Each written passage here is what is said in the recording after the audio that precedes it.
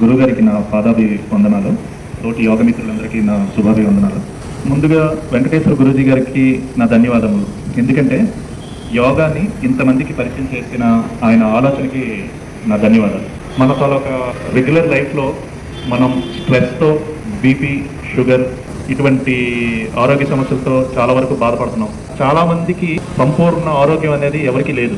దానికి కారణం ఏంటంటే మనం తినే ఆహారం కానీ, మన రెగ్యులర్ లైఫ్ స్టైల్ కానీ ఏది సఫిషియెంట్గా లేదు. మనం ఫర్ ఎగ్జాంపుల్ అందరికీ 8 గంటలు నిద్ర అవసరం.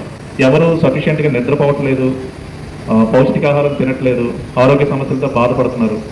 ఓవరాల్గా చూస్తే అన్నిటికీ యోగాలో పరిష్కారం ఉంది.